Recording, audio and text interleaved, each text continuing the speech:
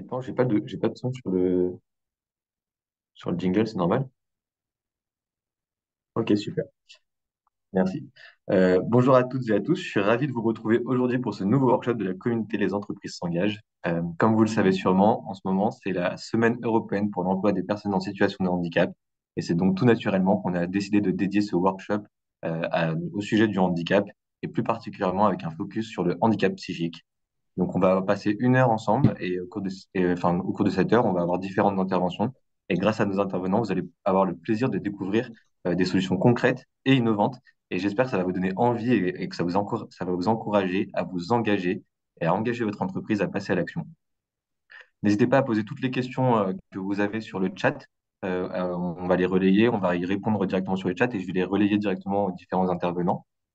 Et donc, pour commencer ce workshop, on va faire une petite introduction et du coup, je vais laisser la parole à Joséphine Labroue, qui est directrice générale adjointe de la communauté Les entreprises s'engagent.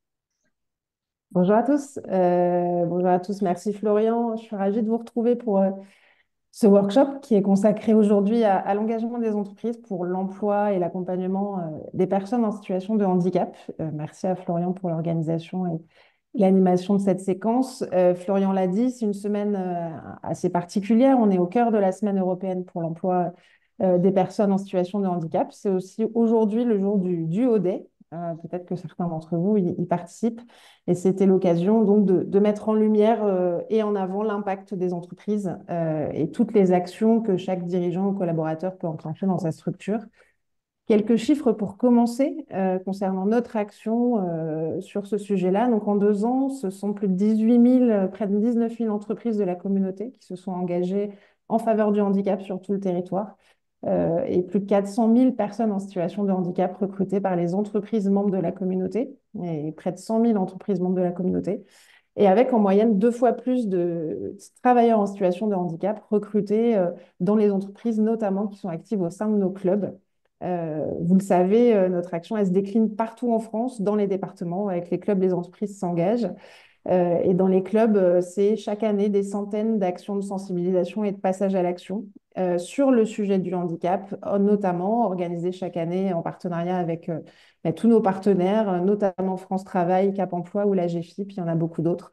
Rien que cette semaine, c'était 40 événements, on a regardé, qui ont été organisés par nos clubs sur ce sujet-là, des représentations de la pièce de théâtre Un employé nommé Désir, les actions de sensibilisation sur Soyons fous, notamment organisées avec Amaury, qu'on écoutera tout à l'heure, des rencontres, des job dating spéciales handicap, beaucoup de manières pour les entreprises de passer à l'action très concrètement dans leur territoire. Il y a plein de manières de s'engager pour les entreprises sur le handicap. On essaye de les mettre le plus possible à votre connaissance et à votre disposition, que ce soit par l'immersion professionnelle, le duo D, on en a parlé, qui est une action qui fonctionne dans beaucoup d'entreprises, le recrutement ou encore les achats inclusifs aussi auprès du secteur adapté ou protégé. On va continuer de développer ces solutions et de nouvelles solutions pour accompagner toutes les entreprises, petites ou grandes, débutantes ou confirmées sur le sujet à passer à l'action. On y travaille avec les partenaires dont j'ai parlé tout à l'heure. On y travaille aussi en lien très direct avec Charlotte Parmentier-Lecoq, qui est la secrétaire d'État en charge du sujet, qui est très attentive à ce que les entreprises peuvent aussi proposer sur ce sujet. Ce workshop, on l'a construit pour vous permettre d'entendre aussi des témoignages très concrets d'entreprises. Je les remercie pour leur participation par ailleurs, ainsi que nos partenaires qui vous donneront des idées sur ce que vous pouvez actionner dans votre entreprise, que vous n'avez peut-être pas encore fait, et en particulier sur le sujet du handicap psychique. Donner une chance à chacun ou améliorer son employabilité ou encourager la diversité dans les talents que vous pouvez recruter. C'est tout le sens qu'il y a derrière les actions que mettent en place les entreprises en faveur du handicap, en faveur des personnes en situation de handicap. Donc nous, on continuera à renforcer notre action pour vous y accompagner. Ce focus sur le handicap psychique, c'est important parce que c'est un sujet qui est encore aujourd'hui un peu moins familier pour les entreprises. Le sujet de la santé mentale sera une grande cause nationale en 2025. Donc, on voulait voilà, commencer déjà ce mouvement à partir de ce workshop en cette fin d'année. Et voilà, j'en profite aussi pour vous annoncer que lundi sortira notre baromètre 2024 de l'engagement des entreprises avec des chiffres très encourageant et très parlant sur ce que peuvent représenter toutes ces actions sur les sujets sociaux, sociétaux ou environnementaux pour les entreprises.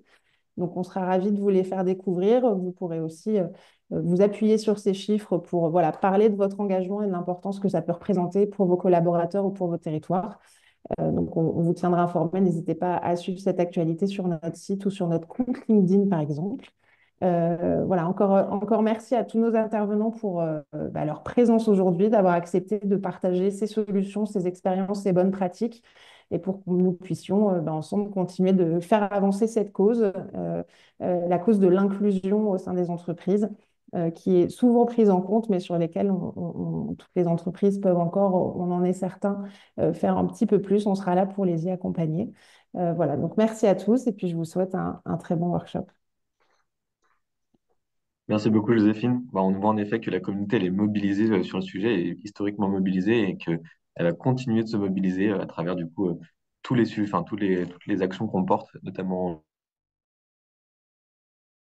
Je pense qu'on peut rentrer dans le vif du sujet avec on peut rentrer dans le vif du sujet du coup avec Hélène Pascal qui travaille sur le sujet du handicap à France Travail et qui va nous présenter du coup la Task Force Handicap et tous les dispositifs qui sont mis à disposition côté France Travail pour que vous puissiez agir.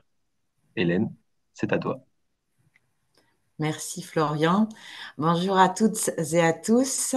Je suis ravie de vous retrouver aujourd'hui. J'ai juste un petit problème technique parce que je n'ai plus accès à la souris, mais je vais y remédier. J'en suis désolée. Hop, je suis désolée. Juste une petite minute. Voilà, je suis revenue. Donc, je tenais déjà à remercier de pouvoir intervenir pour vous présenter ce que France Travail et Cap Emploi peuvent faire en partenariat pour vous permettre de recruter et d'intégrer les personnes en situation de handicap et donc pour réussir vos recrutements. Vous le savez peut-être ou pas, dans chacune des 900 agences de France Travail, il existe une équipe dédiée, ce qu'on appelle une team handicap, qui est composée de conseillers France Travail et Cap Emploi. Et donc, c'est vraiment une complémentarité d'un savoir-faire et un service personnalisé et adapté à vos besoins dont vous pouvez bénéficier lorsque vous souhaitez recruter. Vous avez à disposition aussi tout simplement le 3995, qui est la plateforme téléphonique réservée aux employeurs. Et quand vous vous appelez, vous pouvez solliciter aussi expressément un conseiller de la team handicap pour vous accompagner dans votre recrutement inclusif. Donc, ce qu'il faut savoir, c'est au niveau accompagnement des demandeurs d'emploi, la team handicap, 80% des personnes en situation de handicap sont accompagnées par des conseillers France Travail, 20% des demandeurs d'emploi qui ont besoin d'un rétablissement, d'une compensation et de l'expertise de Cap Emploi sont accompagnés par Cap Emploi. Et au niveau des employeurs, c'est vraiment la synergie des deux partenaires qui est mise à votre disposition. Voilà, ce qui est important aussi à avoir en tête, c'est qu'il y a quand même près de 6000 conseillers employeurs de proximité qui est donc là pour vous aider, non seulement pour vous informer, mais aussi pour vous accompagner et sécuriser l'intégration et la compensation éventuelle en fonction des besoins de la personne en tant que salarié. Un préalable pour nous qui est essentiel, c'est que vous puissiez communiquer sur votre engagement. Donc sur francetravail.fr, comme vous le savez, on est quand même dans un marché particulièrement concurrentiel et face aux difficultés de recrutement et aux métiers en tension, vous avez la possibilité de créer votre espace employeur. C'est un espace nominatif. Et associé à cet espace employeur, vous pouvez créer de façon tout à fait gratuite votre page employeur où vous pouvez indiquer votre engagement, ou plutôt vos engagements. Vous pouvez y insérer des photos, vous pouvez y insérer une vidéo ou des vidéos, ainsi que des liens vers vos réseaux sociaux. Et dans ces cas-là aussi, vos offres d'emploi seront automatiquement regroupées et accessibles sur votre page employeur, et donc page employeur lisible par les candidats, ce qui permet vraiment de vous mettre en avant. En synthèse, qu'est-ce que la team handicap peut vous permettre de recevoir comme conseil? On va pouvoir vous conseiller sur l'attractivité de vos offres d'emploi. On va pouvoir réaliser un sourcing et une présélection de candidats en situation de handicap. En fonction de votre recherche, on va pouvoir également organiser des événements pour communiquer sur vos offres et recruter en collectif. On va pouvoir vous aider à détecter des profils, et notamment avec la mise en œuvre d'immersion professionnelle. Parfois même aller vers des méthodes un petit peu nouvelles pour recruter autrement que sur un CV. Vous proposez aussi la formation de vos candidats. Si vous avez repéré, on va y revenir vraiment rapidement sur chacun de ces services. Donc, vous aider à former les candidats en fonction de vos besoins précis. Comme je disais tout à l'heure, vraiment sécuriser la réussite de votre recrutement, assurer aussi la mise en relation avec d'autres partenaires et vous proposer également de participer à des actions innovantes. Alors, plus en détail et rapidement, parce que le temps est compté pour tous, quand vous allez sur francetravail.fr et que vous souhaitez déposer une offre d'emploi, vous avez peut-être pour certains d'entre vous déjà vu que vous avez une possibilité de cocher que vous souhaitez être rappelé par quelqu'un de la team handicap pour être accompagné pour recruter une personne en situation de handicap. Ça va permettre, nous, d'enclencher un sourcing et une présélection de candidats. Parce qu'il faut savoir, c'est que la team handicap, ils échangent régulièrement et quotidiennement ensemble, et ils vont pouvoir s'assurer de récupérer des profils qu'on va vous présenter en fonction, bien sûr, des compétences que vous aurez, dont vous aurez besoin, et on va vous envoyer des candidatures présélectionnées. Comme je disais tout à l'heure, il y a également possibilité d'organiser des événements pour recruter en collectif. Donc, vous aurez l'occasion de présenter, par exemple, votre établissement auprès d'un collectif de demandeurs d'emploi que les conseillers, aussi bien France Travail que Cap Emploi, auront invité. Et vous pourrez également les rencontrer sous forme d'un mini job dating, on va dire, en tout cas, de pouvoir les rencontrer après ce qu'on appelle l'information collective et d'avoir déjà un premier entretien avec les personnes intéressées par votre recrutement. Vous avez également peut-être entendu parler des stades vers l'emploi, qui est aussi un événement un peu plus particulier où il s'agit d'associer le sport à vos recrutements pour découvrir des candidats d'une façon un petit peu nouvelle. La détection de nouveaux profils, ce qui est important aussi, c'est d'avoir la connaissance de la possibilité pour chacun d'entre vous de proposer ce qu'on appelle une immersion professionnelle au sein de votre établissement qui va vous permettre, qui a plusieurs objectifs. Faire découvrir les réalités d'un métier ou d'un secteur professionnel, de repérer des nouveaux talents, de vérifier aussi les prérequis dont vous auriez besoin et de s'assurer, pour certains, de l'accessibilité du poste si la personne en situation de handicap a besoin d'une accessibilité particulière. Pendant cette immersion, le bénéficiaire garde son statut de demandeur d'emploi et les indemnités qu'il perçoit. Et il y a quelque chose de très simple, c'est qu'il y a une plateforme dédiée qui est l'immersion facilitée, où vous pouvez vous-même vous inscrire et vous déclarer comme souhaitant accueillir une personne et tout récemment, dire aussi que vous donnez un accès, enfin pas spécifique, mais que vous êtes engagé dans le handicap et que vous souhaitez, enfin que la personne en situation de handicap est bienvenue.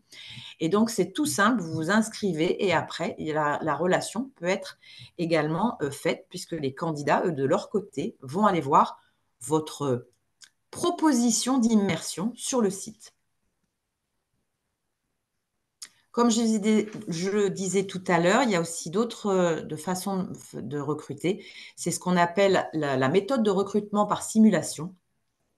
Ça consiste à repérer des personnes sans CV, mais qui vont passer des exercices pour repérer les habiletés qui auront été définies suite à une analyse de poste spécifique dans votre établissement et qui permettront de recruter autrement face à une situation de travail concrète. La formation, deux formations, enfin deux mesures possibles. Il y a la préparation opérationnelle à l'emploi individuel, c'est-à-dire que si vous rencontrez un candidat qui a des compétences en amont donc du recrutement, hein, mais qui lui manque des petites actions que vous pourriez faire, enfin qui pourraient être gommées entre guillemets avec une formation soit en interne, soit en externe, mais qui sont quand même nécessaires pour occuper le poste. On peut financer et permettre une formation qui peut aller quand même jusqu'à 600 heures. Donc ça, il faut en parler avec le conseiller de la team handicap. Et bien sûr, l'alternance peut être une solution, d'autant plus qu'il n'y a pas de plafond d'âge quand il s'agit de personnes en situation de handicap. On arrive à la fin du processus d'un recrutement, c'est de pouvoir vous accompagner sur la sécurisation de votre recrutement et de vraiment vous mettre à disposition l'expertise des conseillers Cap Emploi de la team qui vont vous aider si jamais il y a besoin d'une compensation du handicap, donc avec une analyse, une étude de poste face à l'accessibilité et spécifiquement par rapport au handicap de la personne, qui vont vous aider en termes de conseils, mais également de mise en œuvre des aménagements de poste nécessaires. Et ils peuvent également intervenir pour sensibiliser vos équipes, ou tout du moins vos managers, à l'accueil d'une personne en situation de handicap. Et en fonction du profil de la personne, ils peuvent aller aussi jusqu'à un suivi dans l'emploi du collaborateur.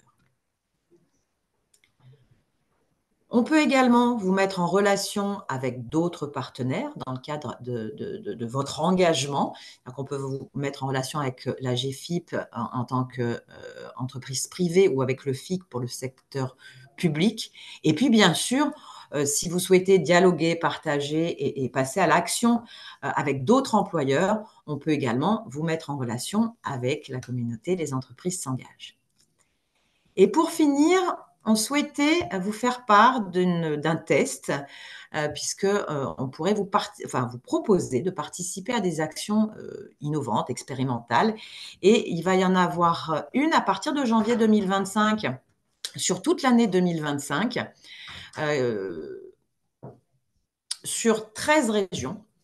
En fait, d'un côté, et on le sait tous, il y a les personnes en situation de handicap qui n'osent pas parler de leur handicap de peur d'être parfois mises de côté. Et puis, de l'autre côté, les employeurs comme vous, qui voulaient vous engager et qui voulaient vraiment avoir des opérations inclusives. Et puis, vous avez du mal à quand même repérer les candidats possibles, puisque comme ils n'osent pas, vous ne les repérez pas. Et donc, par rapport à ce constat, on va sur l'année 2025, donc France Travail, Cap Emploi et les partenaires. Sur 13 régions, on va faire évoluer le moteur de recherche sur francetravail.fr afin d'améliorer et de favoriser la relation directe auprès d'employeurs qu'on aura identifiés comme handi engagés et donc matures dans l'accueil de personnes en situation de handicap et des demandeurs d'emploi qui auront, eux, de leur côté, consenti à rendre visible le fait qu'ils sont en situation de handicap. Et donc, ça va vraiment permettre, sur francetravail.fr, le requêtage, un requêtage en tout cas qu'on espère simple et rapide. Côté employeurs qui seront donc reconnus, comme on dit, engagés par France Travail, Cap Emploi et les partenaires, d'identifier non seulement les compétences, puisqu'on travaille d'abord sur les compétences, mais d'identifier également les personnes, enfin, grâce à un tag, entre guillemets, qui auront accepté, consenti de dire sur leur carte de visite qu'ils sont en situation de handicap.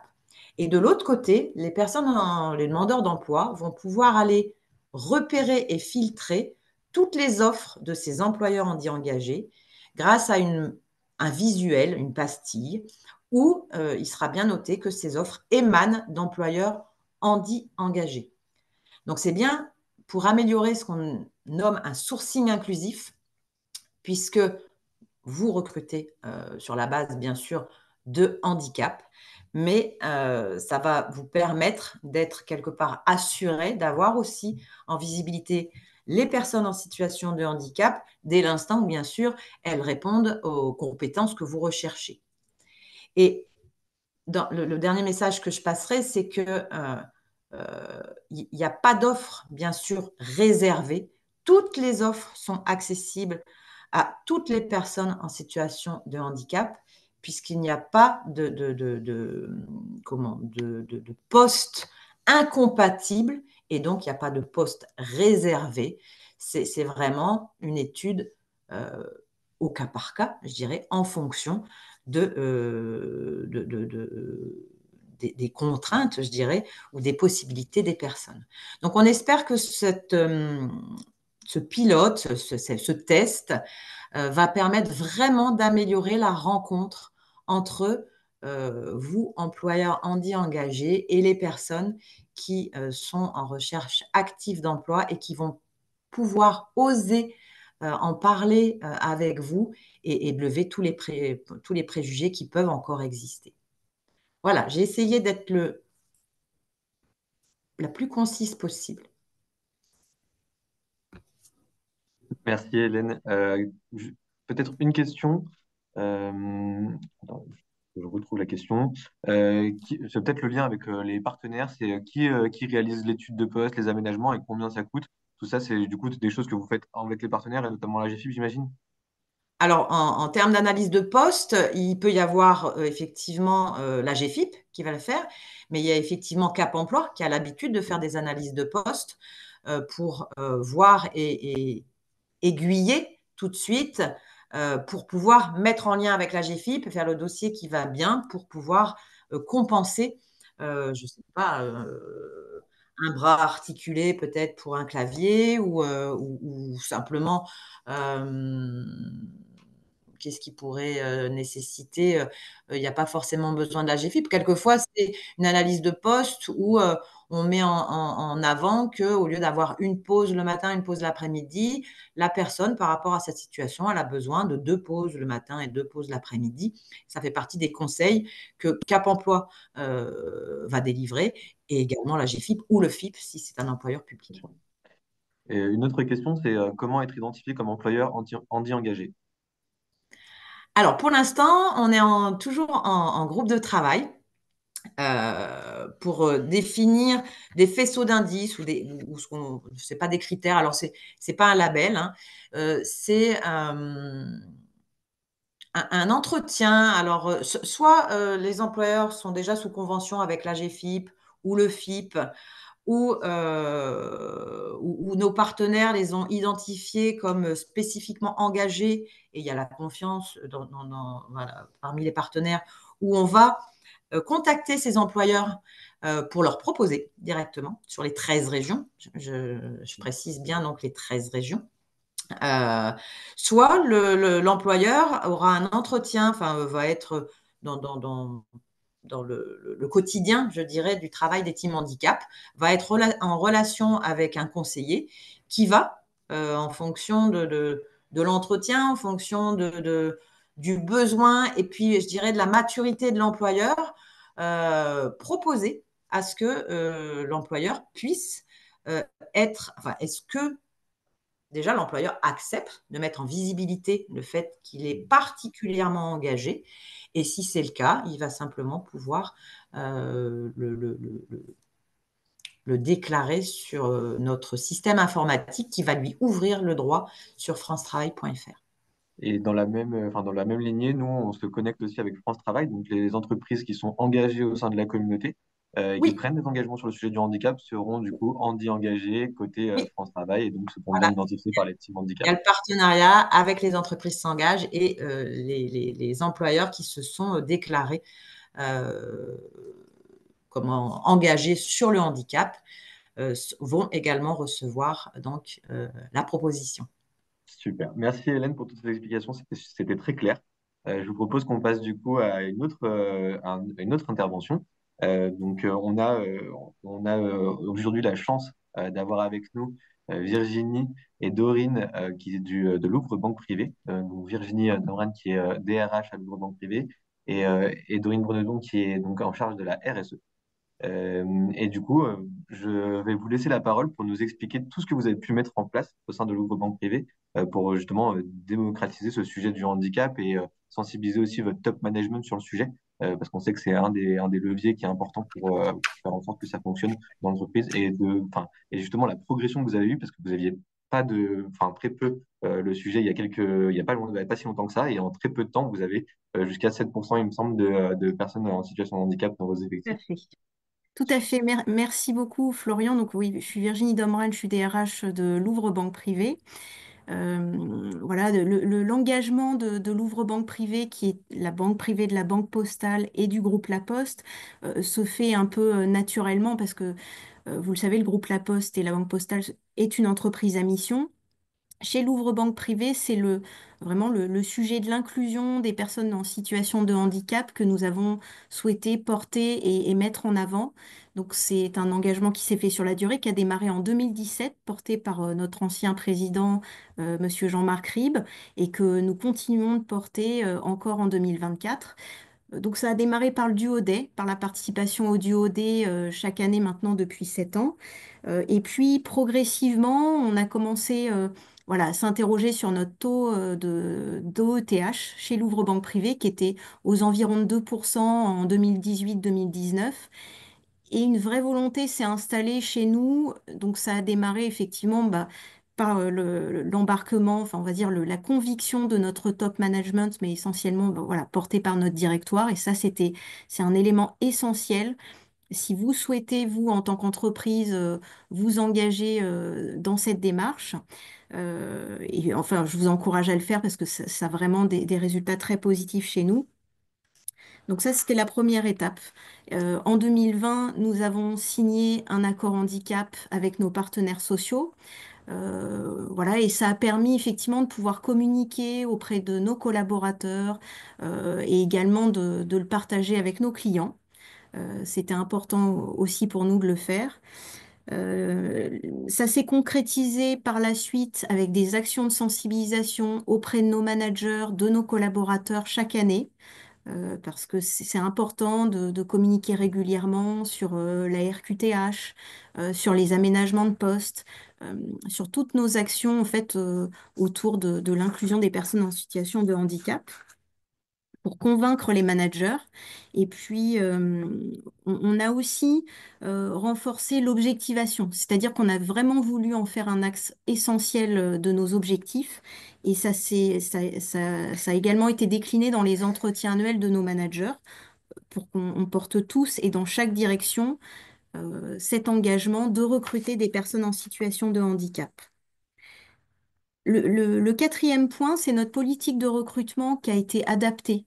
C'est-à-dire que si on veut recruter des personnes en situation de handicap, on a pris le réflexe en fait de partir de la compétence et non du poste. C'est-à-dire spontanément, on rencontre des candidats en situation de handicap, on identifie des compétences et après, on a cette souplesse, en tout cas chez Louvre Banque Privée, parce que nous sommes une entreprise voilà, nous sommes 600 collaborateurs aujourd'hui à travailler chez Louvre Banque Privée, mais on a cette souplesse d'aménagement qui nous a permis en tout cas d'intégrer et de recruter des personnes en situation de handicap. Alors au départ peut-être sous forme de CDD euh, voilà, pour expérimenter et puis après donner l'opportunité à ces personnes voilà, d'avoir un CDI et c'est ce qu'on a fait. Ou via également une politique d'alternance orientée vers le recrutement de jeunes en situation de handicap avec une association qui nous aide qui est Tremplin Handicap. Donc 2020, signature de notre accord handicap. 2023, ça a été un temps fort où l'entreprise, enfin Louvre Banque Privée, a proposé une offre philanthropique et participé à la création d'un centre de marche qui s'appelle Station Debout avec l'IRM. C'est un centre de marche qui permet à des bénéficiaires de, de se réentraîner à la marche, mais pas uniquement, également quand on a eu été touché par un accident.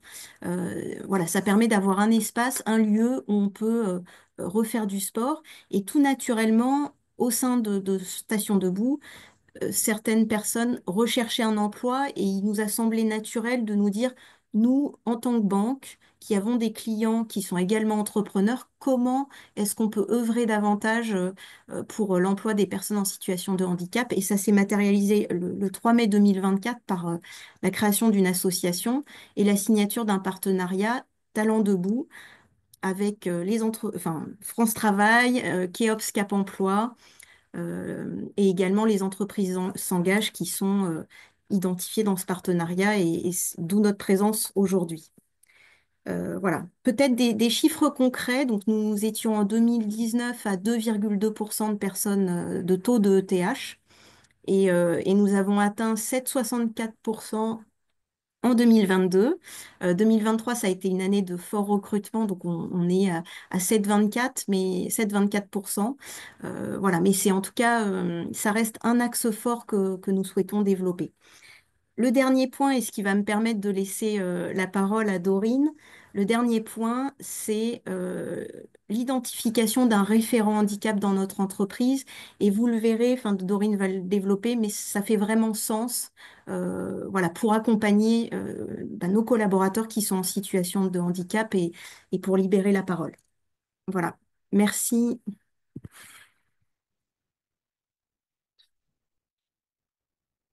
Bonjour, bonjour à toutes et à tous. Florian, votre question? Je crois pas qu'il y ait des questions, donc si tu peux nous justement nous expliquer plus en détail donc enfin, toutes les actions RSE, donc ce serait super. Oui, alors quand on parle de RSE, on parle forcément de qualité de vie au travail et le bien-être des collaborateurs chez Louvre Banque Privée, bah, c'est vraiment pour nous une priorité. Parce que, pourquoi? Parce que ça favorise l'engagement, ça favorise l'épanouissement de tous. Et garantir les mêmes opportunités d'embauche, de formation et d'évolution professionnelle pour tous compte aussi parmi nos priorités. Et quand on dit pour tous, eh bien forcément, on parle aussi de nos collaborateurs en situation de handicap. Alors, nous avons mis en place un accompagnement sur mesure, qu'il soit à la fois humain ou technique. Déjà, dans un premier temps, lors de l'entretien d'embauche, on va aborder la situation de santé de la personne sous forme de questions ouvertes, ce qui va nous permettre à nous de pouvoir déjà mettre à l'aise, libérer la parole et aussi de pouvoir anticiper sur les réponses que l'on pourrait apporter aux collaborateurs pour qu'ils puissent ou à la personne en recherche d'emploi, justement, compenser sa situation de handicap. On va soutenir la personne aussi dans ses démarches administratives avec l'appui de la médecine du travail pour faire reconnaître sa situation de handicap, de la faire reconnaître administrativement. C'est ce qui va pouvoir déclencher, vous le savez, les aides financières auprès de la GFIP. C'est ce qui va pouvoir, voilà, financer aussi d'éventuels aménagements de la situation de travail par du matériel ou des logiciels. On va parfois aussi, lorsque la situation le demande, mettre en place ce qu'on appelle l'emploi accompagné lorsqu'on a justement affaire à des handicaps d'ordre psychique, de handicaps invisibles. Et l'emploi accompagné, c'est un dispositif qui peut être mis en place à destination de la personne sur un temps limité avec des périodes qui peuvent être limitées, qui peuvent être réactivées un petit peu plus tard dans le temps en fonction des besoins. Et c'est une période on a eu l'occasion de faire, de mettre en place ce dispositif qui a permis à la personne qui en avait besoin de mettre en place des outils pour faciliter son travail et mieux organiser ses missions. On va aussi permettre la prise en charge du transport domicile-travail ou l'aménagement aussi du véhicule en finançant les adaptations. Et puis, voilà. Aussi, on va mettre en place des aménagements d'ordre organisationnel. Donc, ça veut dire quoi? Ça veut dire adapter la charge de travail en fonction de la situation de la personne, faciliter le télétravail, voilà, permettre à des personnes, lorsqu'elles en ont besoin, de passer de 2 jours à 3 jours de télétravail lorsque c'est nécessaire. On va faciliter aussi, permettre faciliter les prises de rendez-vous pour tout ce lorsqu'il s'agit du suivi médical. Et puis mettre en place aussi, favoriser les jours de congé pour les démarches et médicales et le suivi médical. Voilà. Euh, Concernant les collaborateurs qui pouvaient être dans une situation de handicap non reconnue, parce qu'ils n'en avaient pas fait la démarche, parce qu'ils n'osaient pas, parce qu'ils pensaient que c'était quelque chose qui allait les stigmatiser. C'est vrai que lorsque je suis arrivée chez Louvre Banque Privée, moi, on ne le voit pas forcément, mais je me déplace en fauteuil roulant. Et le fait voilà, d'avoir une personne en situation de handicap visible a libéré la parole et a permis une certaine proximité, d'identifier un référent handicap et à favoriser la confiance, libérer la parole et à favoriser la confiance. Euh, Chez Louvre Banque Privée, on fait régulièrement des campagnes de sensibilisation au handicap en expliquant, en réexpliquant l'intérêt pour une personne de se déclarer. Souvent, on me dit, mais qu'est-ce que l'entreprise a y gagner si je me déclare? En tout cas, moi, là, ma réponse, c'est que je fais, c'est qu'elle a y gagné voilà, elle rend son sein des collaborateurs plus épanouis et c'est surtout ben, que personne n'a rien à y perdre en déclarant son handicap.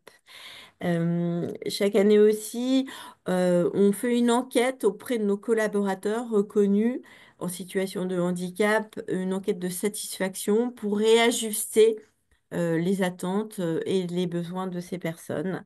Et puis, régulièrement aussi, on donne des exemples, on donne à voir lors de réunions ou lors d'événements dédiés, des exemples de réussite, de parcours et aussi de personnes qui ont déclaré leur situation de handicap dans l'entreprise et qui nous expliquent voilà, leur situation avant la reconnaissance RQTH et après.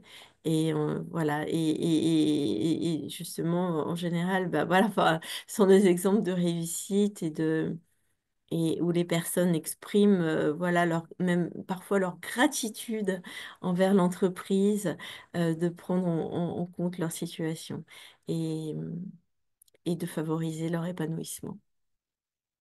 Voilà. Super. Merci Dorine. Merci et bravo pour tout ce que vous faites. Merci à toutes les deux. Il y a eu juste une question sur le chat. Avez-vous des personnes en situation de handicap mental, type psychique, au sein de vos effectifs? Oui, oui, oui.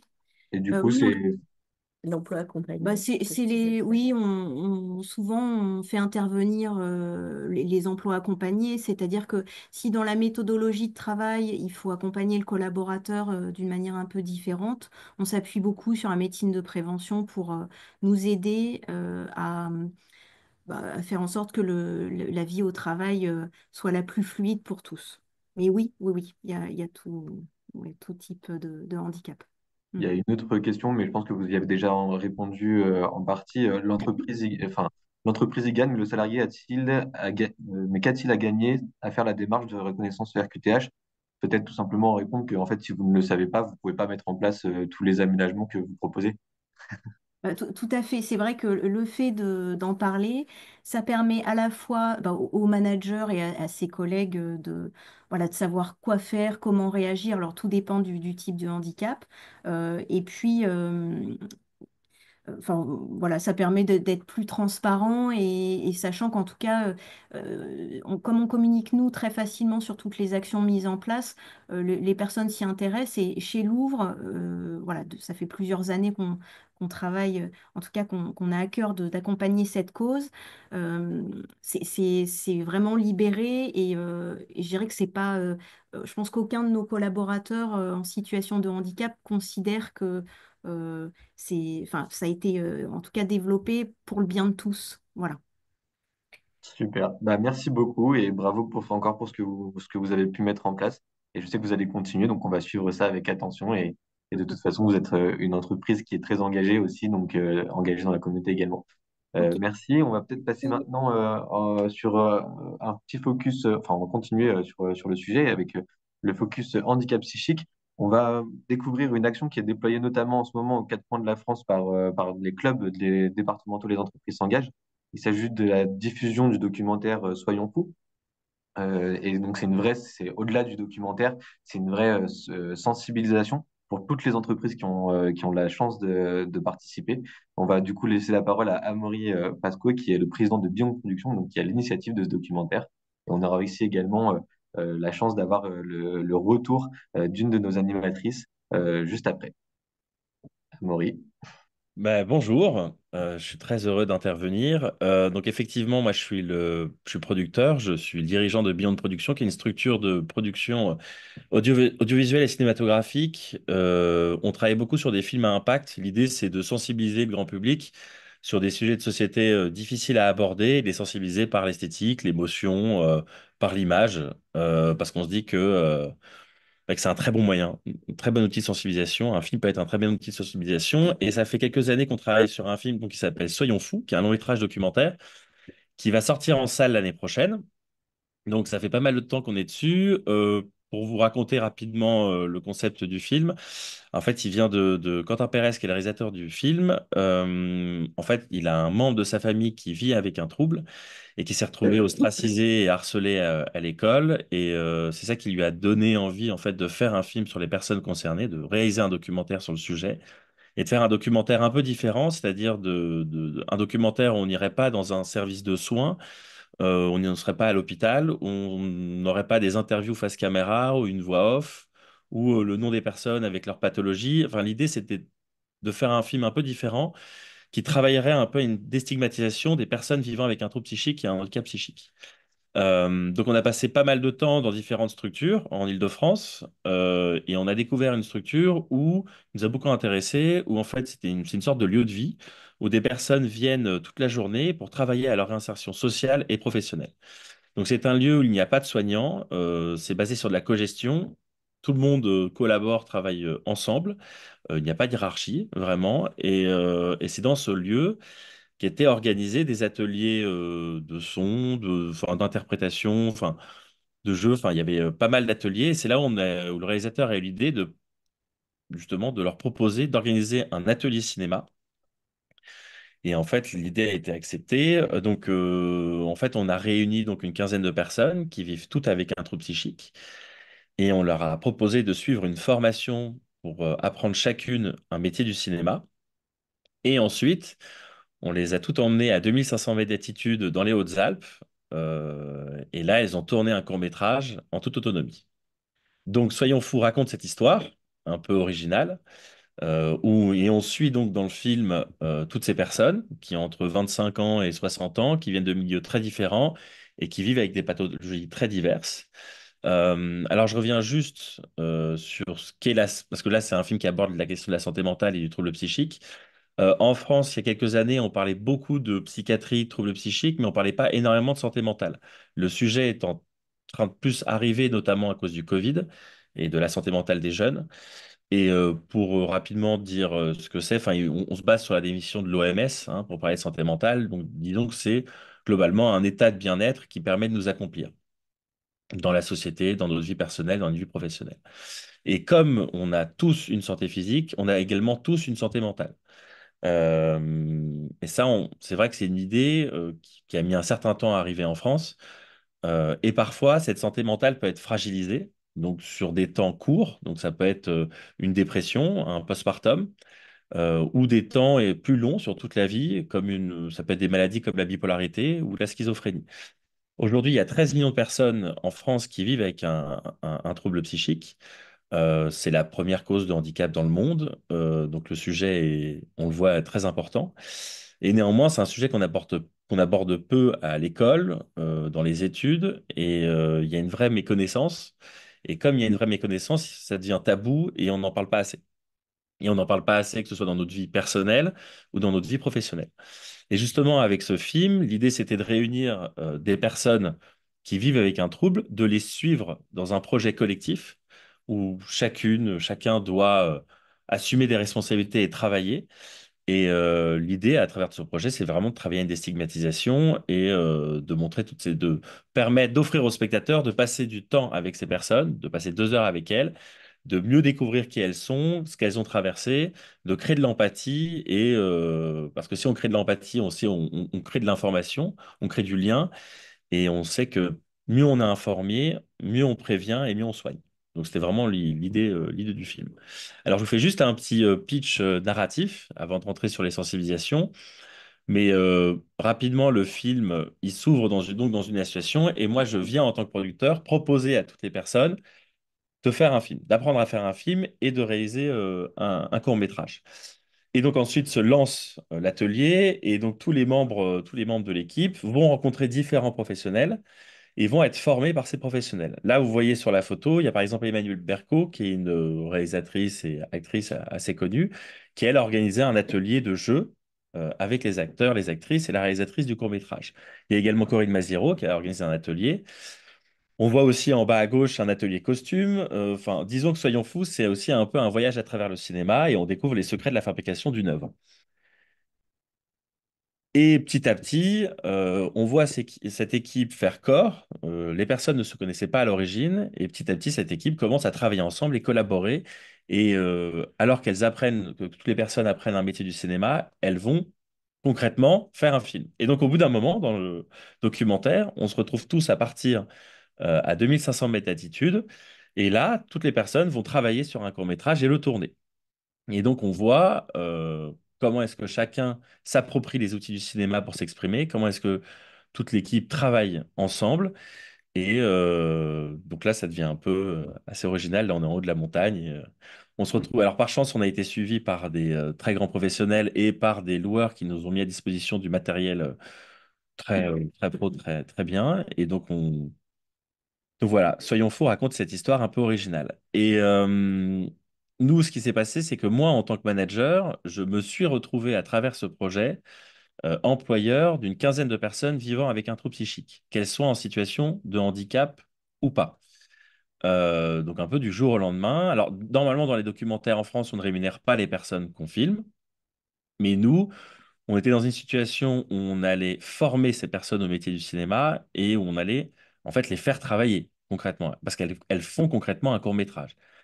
Et il y avait aussi une question d'éthique. L'idée, c'était aussi de rémunérer les professionnels qui intervenaient et les amateurs sur la même base salariale. Et donc, un peu du jour au lendemain, alors que je n'étais pas du tout un expert du sujet de la santé mentale ou même du handicap, enfin, je me suis retrouvé employeur d'une quinzaine de personnes, donc qui vivaient avec un trouble psychique et des troubles très divers. Ça pouvait aller d'une bipolarité, des troubles anxieux généralisés, d'une schizophrénie, des troubles alimentaires, c'est très très large. Euh, et donc là, moi, j'ai été confronté à des problématiques, on va dire, comme on dit, d'ordre administratif, d'accompagnement. Et l'idée, c'était qu'est-ce qu'on met en place dans un cadre, dans un tel cadre.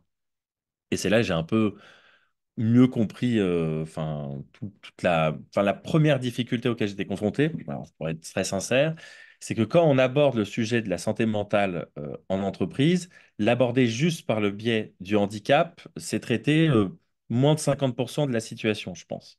C'est ça la difficulté, parce que la majorité des personnes qui vivent avec un trouble psychique ne déclarent pas leur handicap ou n'ont pas de RQTH pour différentes raisons, hein. Mais donc, c'est vrai que le sujet est donc assez complexe à traiter. Il est assez complexe également pour des questions de secret professionnel, de secret en entreprise. Et c'est vrai que moi, en tant qu'employeur, je me suis retrouvé dans une situation un peu difficile. C'est-à-dire que j'avais une partie de l'équipe qui était en situation de handicap.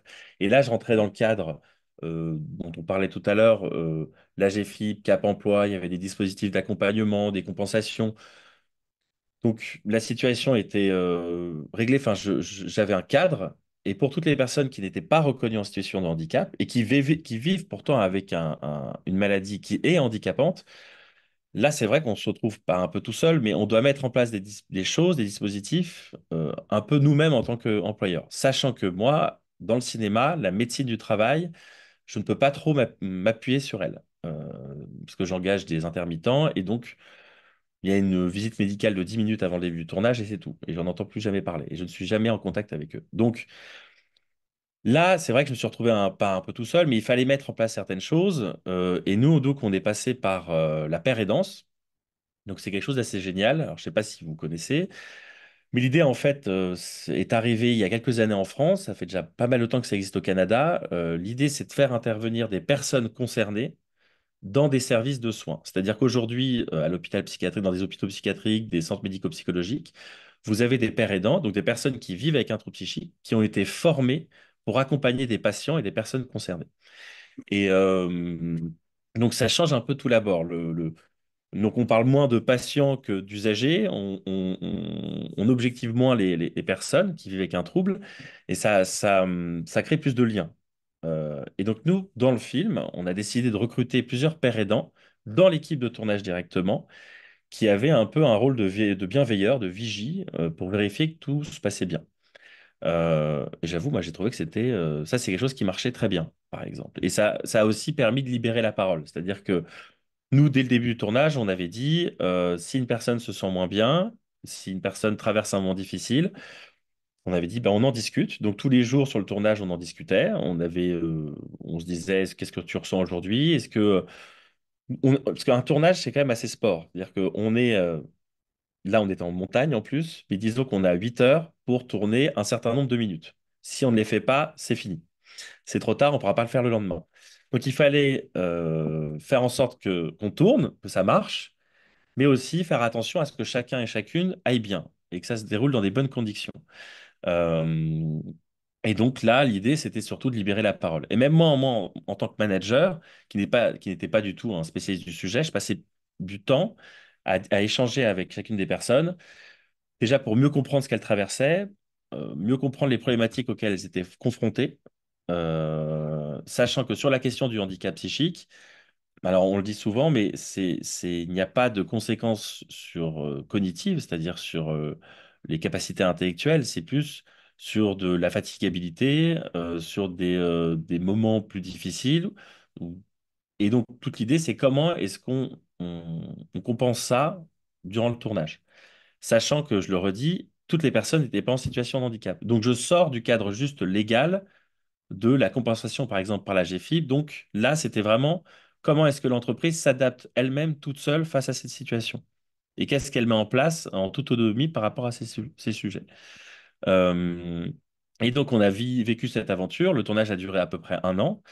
Aujourd'hui, on est en post-production et l'idée, justement, à travers les sensibilisations qu'on organise dans les différents clubs des entreprises s'engagent partout en France, l'idée, c'est de transmettre et de partager notre expérience, de raconter ce qu'on a vécu. Donc, durant ces sensibilisations, on est 3 personnes à venir. Il y a toujours un manager de l'entreprise, qui a un des producteurs du film. Toujours, il y a une personne concernée, c'est ce qui importe le plus. Il y a une personne concernée qui a participé au projet, qui témoigne, qui raconte ce qu'elle a vécu à travers le projet, les difficultés, les réussites, qui raconte aussi son parcours. Et ça, on le voit en sensibilisation, ça marche très bien parce qu'on a une incarnation. Et le fait d'avoir cette incarnation, tout de suite, on casse pas mal de préjugés et de stigmatisation. Et ça c'est, enfin, on en a fait une quinzaine et c'est ce qui marche le mieux, je trouve.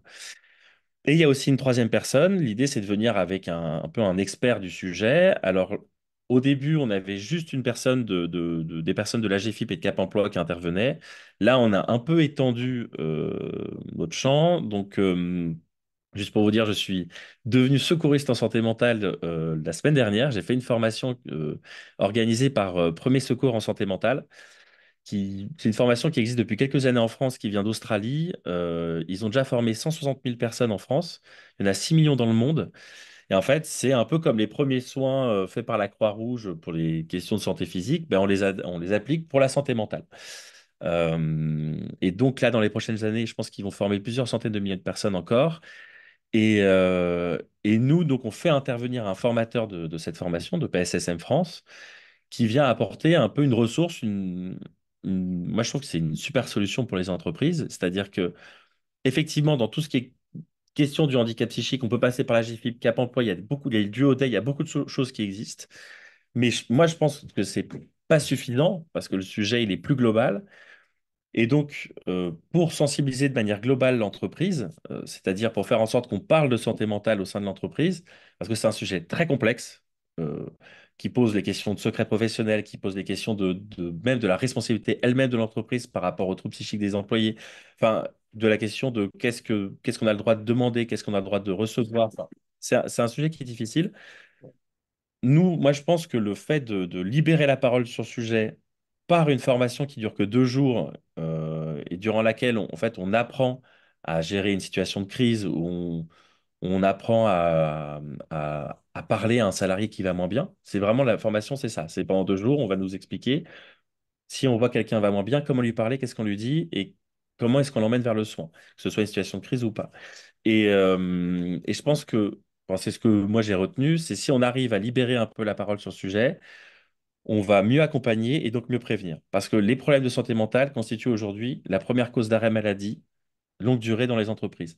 Et donc pour éviter d'arriver sur des situations de crise qui sont très difficiles à gérer, l'idée c'est de mieux prévenir en amont. Et donc pour mieux prévenir, c'est de former, de sensibiliser et de libérer la parole.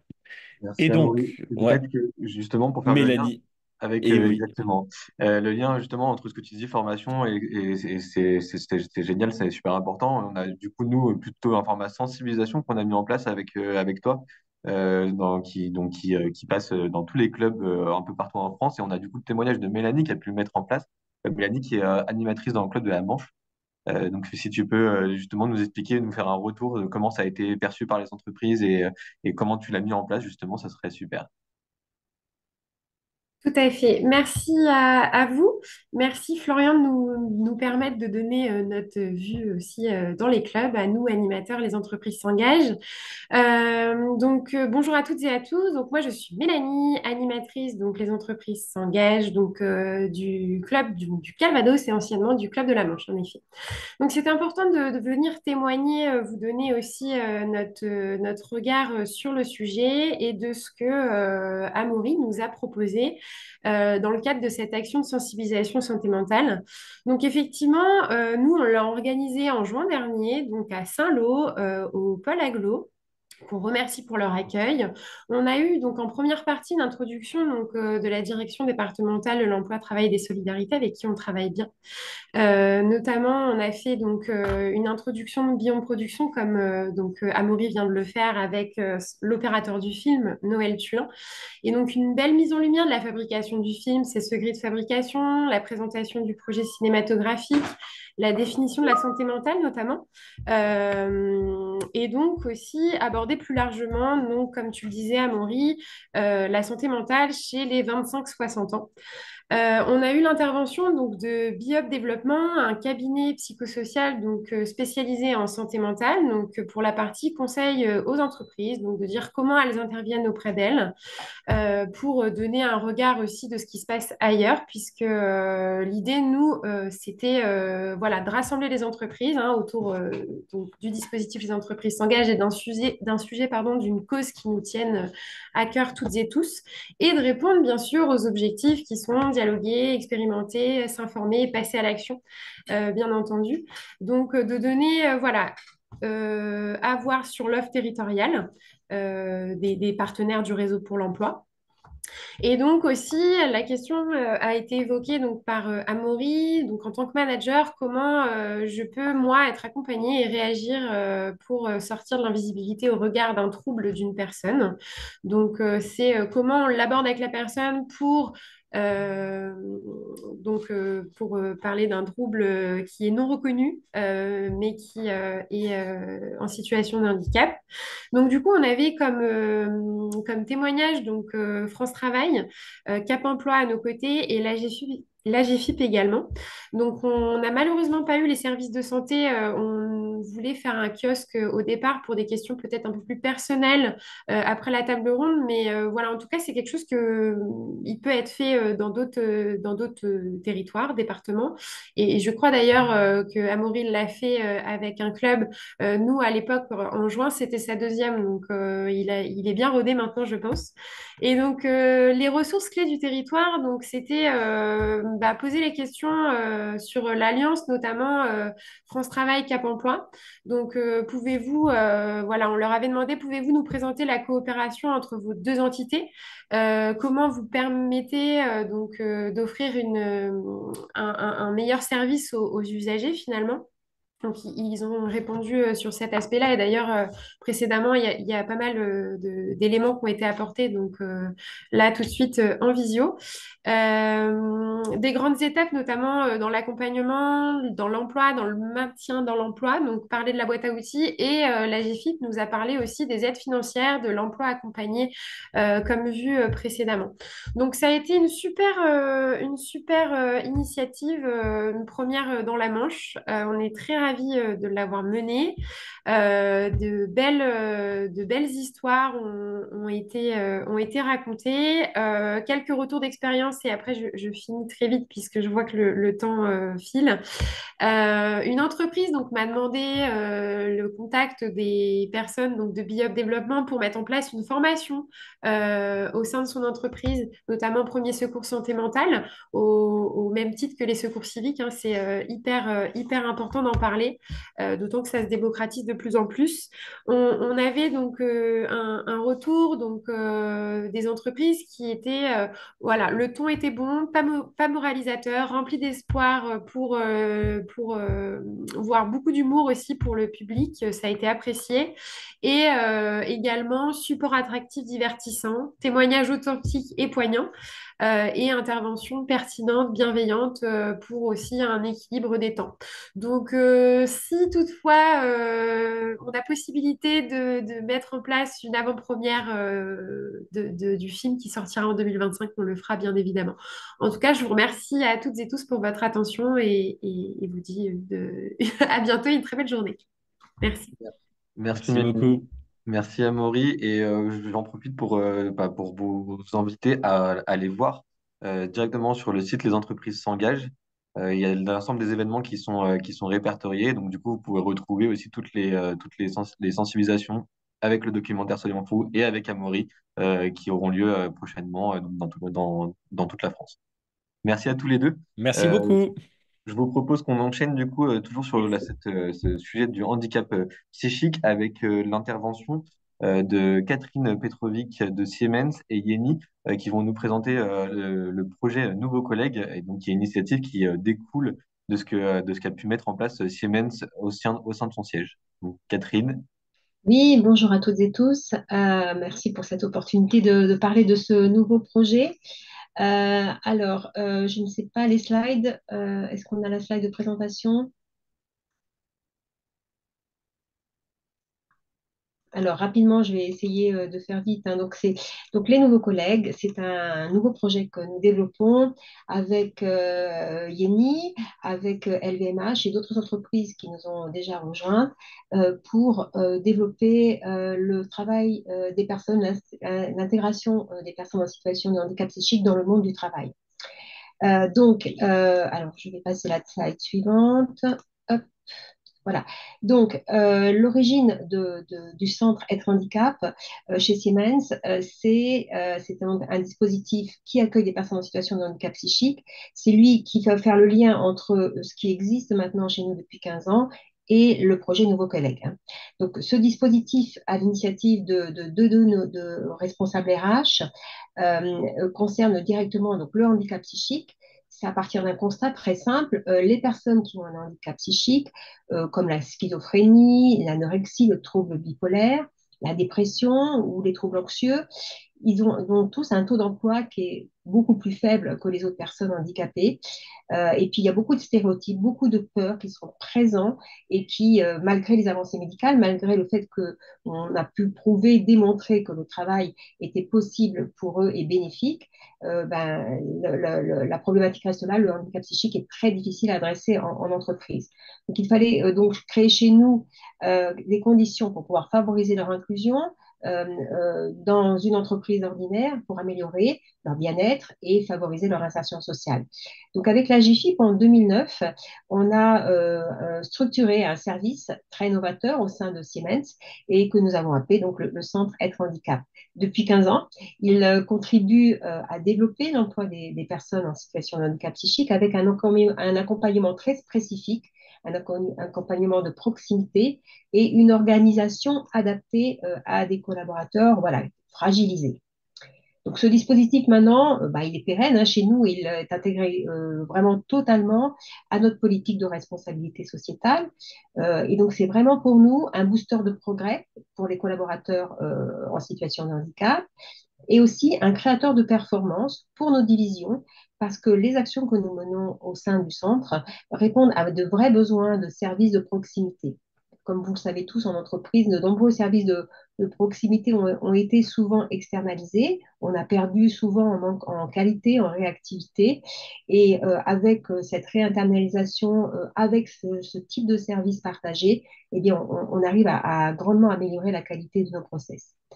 Alors, par exemple, des prestations que l'on fait d'ores et déjà, la gestion des commandes, le traitement des factures, la gestion des fournisseurs, l'administration des ventes ou la partie SAV, la gestion des visites médicales, que ce soit le contrôle des factures ou les planifications, l'analyse et le nettoyage de données, la gestion d'appels et le traitement de tableaux de bord. Donc, ces activités, ça représente environ une trentaine de collaborateurs. Chez nous, ce ne sont pas des collaborateurs qui sont à temps plein, hein. Donc, une trentaine de collaborateurs qui sont encadrés par des coordinateurs de proximité entre 3 et 4 personnes. Donc, les résultats qu'on a, c'est environ 10% de retour à l'emploi par an, donc ce qui est un gros succès pour ce type de handicap.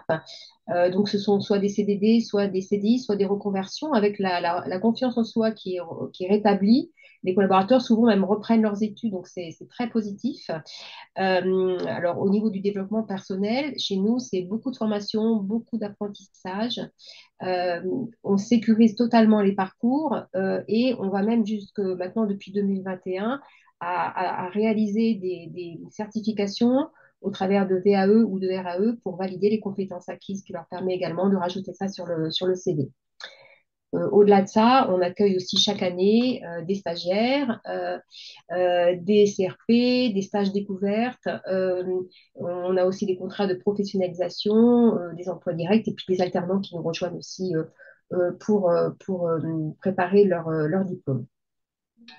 Alors, pour rapidement faire le lien avec les nouveaux collègues, euh, euh, donc voilà, ce dispositif, il s'appuie vraiment sur le modèle qui existe, qui est le centre traitement handicap. Siemens et LVMH avec Yeni, donc nous avons imaginé le nouveau projet. On va essayer d'essaimer les bonnes pratiques qu'on a eues jusqu'alors et on va essayer de les essaimer vers d'autres organisations.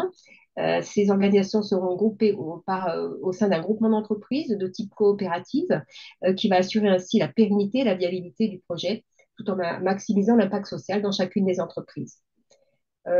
Pour vous présenter aussi rapidement quelques données chiffrées sur le handicap psychique pour vous montrer la difficulté à parler de ce sujet en entreprise, c'est quand même 13 millions de personnes concernées en France, soit une personne sur cinq, un coût économique de 163 milliards d'euros par an pour la société et un taux d'emploi des personnes qui ont un handicap psychique qui est seulement de 35% par rapport à la moyenne de la population qui est plutôt à 65%.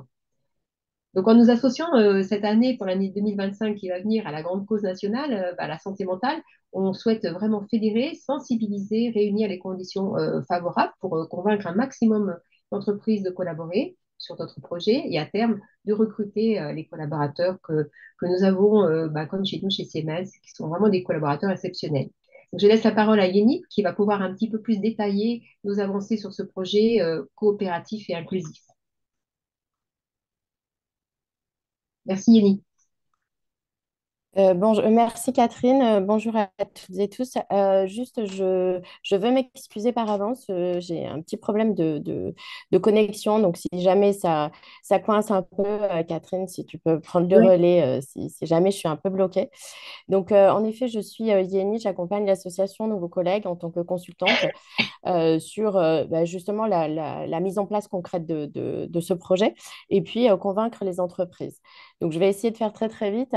Nouveaux Collègues, c'est donc, comme Catherine a pu le dire, une association qui représente un groupement d'employeurs qui ont des objectifs communs, c'est-à-dire favoriser l'emploi de personnes en situation de handicap et pour ça, qui vont mettre en commun un certain nombre de moyens.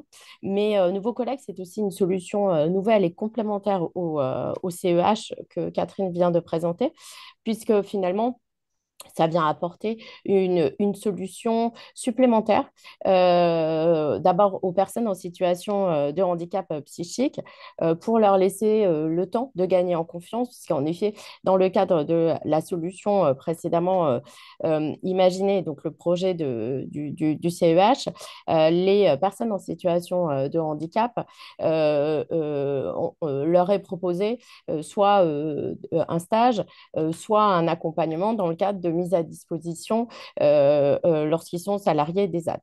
Là, la volonté de nouveaux collègues, c'est de pouvoir aller beaucoup plus loin et de leur apporter, toujours dans le cadre du groupement, toujours des stages ou une mise à disposition, mais aussi de pouvoir intégrer, entre guillemets, le milieu ordinaire tout en restant dans un environnement bienveillant, rassurant qui prend en compte leurs besoins. Et donc, Nouveaux Collègues va permettre de proposer à ces salariés des CDD ou des CDI, donc des contrats gérés par l'association et à terme permettre aux personnes de gagner suffisamment en confiance pour oser aller en milieu ordinaire, on va dire classique, et donc peut-être intégrer les entreprises directement, les entreprises membres du groupement. Nouveaux Collègues, c'est aussi une solution clé en main et rassurante pour les entreprises qui en sont membres et qui peuvent notamment avoir des problématiques sur des processus administratifs, sur des problématiques de management et de turnover. C'est aussi une solution pour celles qui veulent répondre aux besoins des personnes touchées par des troubles mentaux en termes de reconversion ou de maintien dans l'emploi pour éviter justement qu'on aille jusqu'à peut-être des situations de handicap. handicap. Et donc, c'est une solution pour toutes celles qui veulent s'engager de façon opérationnelle et durable en faveur de l'emploi des personnes en situation de handicap psychique. Et tout ça parce que cette association propose un terrain d'accueil, d'immersion et de formation terrain des salariés, des futurs managers, des différentes entreprises membres du groupement. Nouveau collègue vient aussi proposer une équipe dédiée, spécialisée, qui va manager ces nouveaux collègues. Et donc, c'est très rassurant aussi pour ces entreprises-là.